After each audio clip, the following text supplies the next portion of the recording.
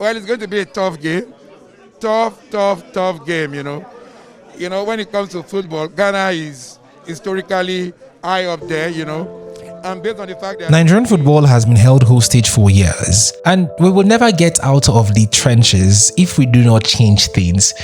Welcome to the X's and O's. Today, I will be talking about the Nigerian Football Federation, the NFF, like we are fondly called. For many people who do not know what the NFF is, let me introduce you to the football organization that controls Nigerian football. The NFF is known as the Nigerian Football Federation. It has undergone series of changes over the last years, but it is now called the NFF. At one time, it was the NFA, Nigerian Football Association, and now is the NFF, Nigerian Football Federation. In the last few days, rumors that are unconfirmed but seem like truth because, again, there are counter rumors that are saying that this might be true. That the Nigerian Football Federation got $1.2 million from FIFA to build a stadium, a mini stadium, they say in the report say, and what Nigeria built in Kebbi, a state in Nigeria, is not a stadium. It is a laughable piece of construction that a 100 level undergraduate of construction engineering would not do. But 1.2 million naira is what we have.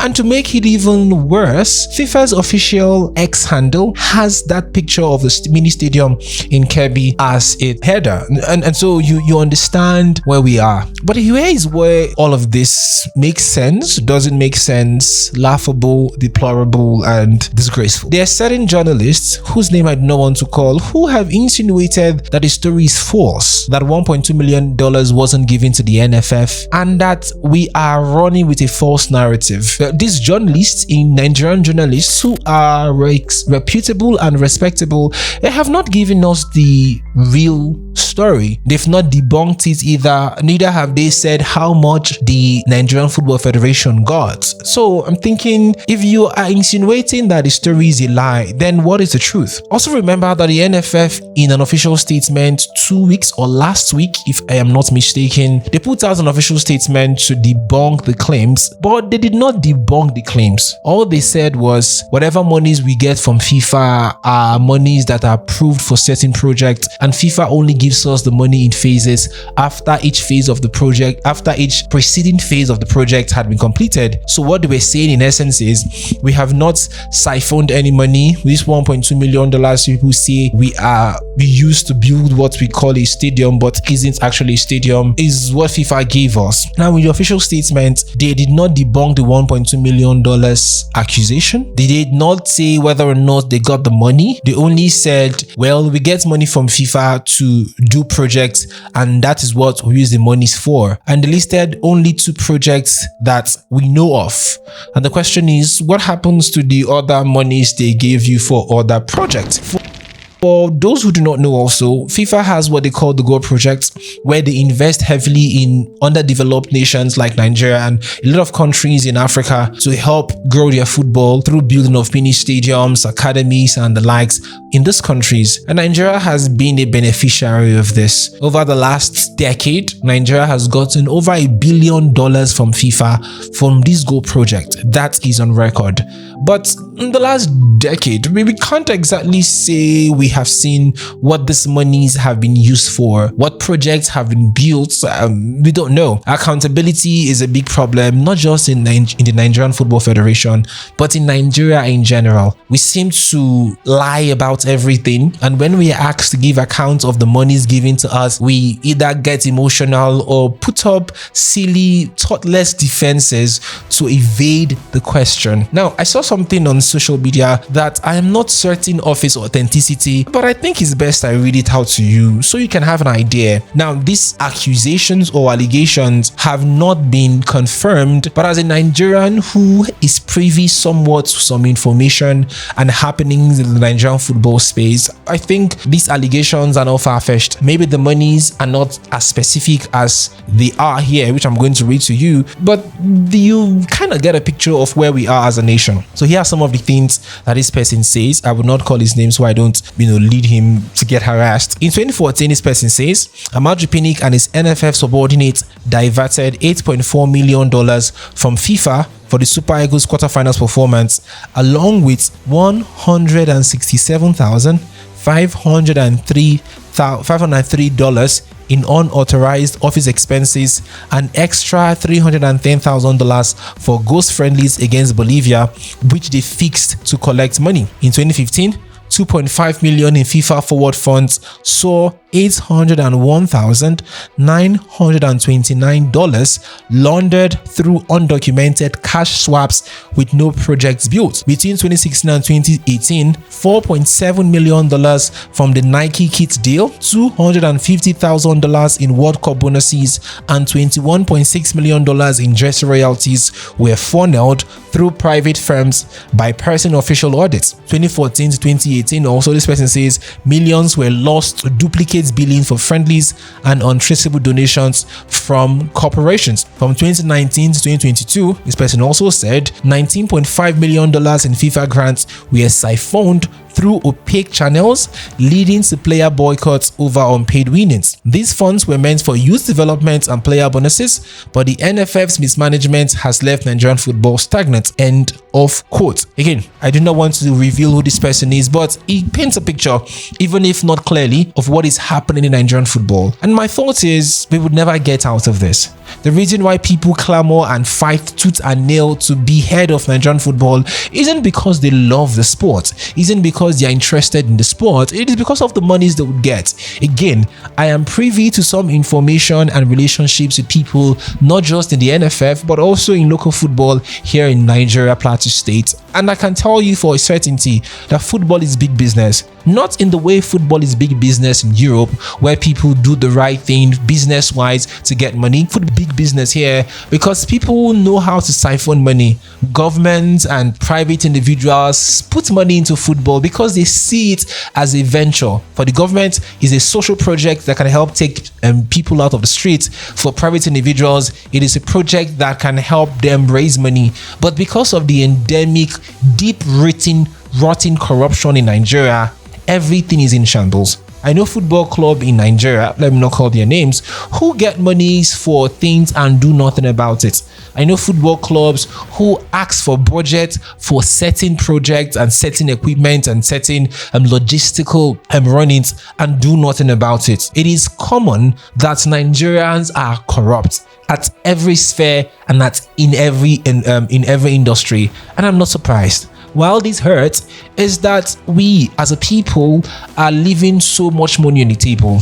It is that the people who are involved in this would walk away from all of this scot-free, unscathed, with no inquiry into the monies they've siphoned, with nobody doing anything. A win, for example, for the Super Eagles next month, and we forget that the NFF has siphoned what we know is 1.2 million, but I can bet you it is way more than that.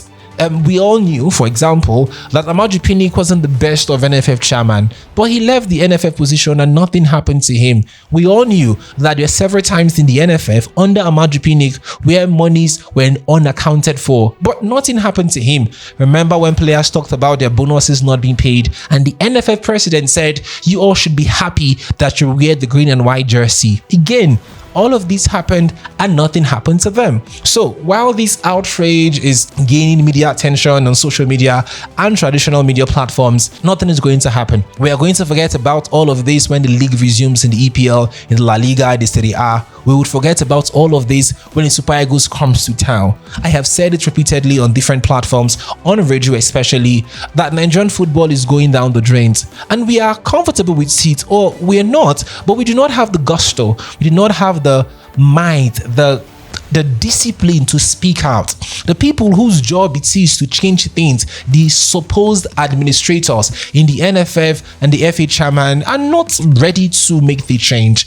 Some will say things like, but they... Come on, man. I do not want to go into the arguments for and against the NFF, but here's my thoughts. The NFF is corrupt, not just Ibrahim Gusau, but people before him. It is a cesspool of corruption, one that will never end until we as a people take the reins of power and demand for more. But how can we even demand for more when the NFF statute doesn't even allow everyday person to have a say? When the NFF statute is designed in a cultist way where only those within its small circle of influence and interaction have any say and can demand for anything. It is not democratic. It is not open to people. It is only open to those within its small circles. Unlike Nigerian politics, which we have experienced, for me as a person, that small circles of people would not change. So long you feed them the bone you feed a dog every morning, they'll bark as loud as you want them to. So no, Ibrahim Gusau would not live there. No, nothing would happen to Amaju Pinnick. No, the NFF would not change. The corruption will continue. It will get even worse. Only thing FIFA can do is make inquiries, and we know how these inquiries go. Like they often say, do not question what you give to people. Let them do whatever they want with the money. So whatever they see, man. But here is it. The NFF is corrupt. Nigerian football is in its doldrums, in the freaking trenches, and it would not change.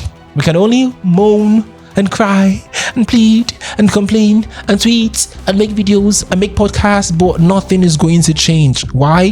The system wasn't designed to be fair. The system wasn't designed to help people. The system was not designed for growth. The system in Nigerian football was designed for stealing, corruption, and just being dead-ass human beings. So, welcome to my country, and I hope that we remember this years afterwards, when the same Ibrahim Gusau and his NFF-led team comes out to tell us how they were such an amazing team. You know, I like to ask people on my sports shows most times, what defines success for the NFF president? Some say the Super Eagles qualification, some say under 17, under 15, and all of these things. I laugh internally because that's not what defines success. While the success of your national team is important, the main job of the Football Federation is to create a developmental plan, follow it through, and see that it succeeds.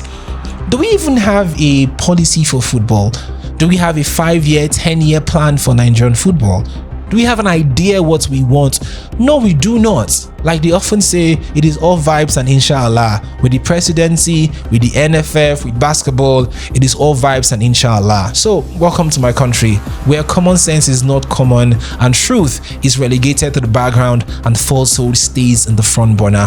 Welcome to my country, where money's meant for football development is used to go with extra coats and girls and spend on things that do not matter. Welcome to my country, where the former NFF president brags about inviting Davido and paying millions of dollars to perform at a bloody event. Welcome to my country, where monies from sponsors are not seen and nobody asks questions. Welcome to my country, where league winners do not get paid their money years afterwards. See, welcome to my country, where our football league is bedeviled with officiating problems and everything that a professional football league should not have. Welcome to my freaking country, where our football is being handled by thieves. Even those who speak up against it, either as journalists or people who are in the know, when they get into power, are consumed by the system. Welcome to my country, where nothing works. Welcome to freaking fucking Nigeria.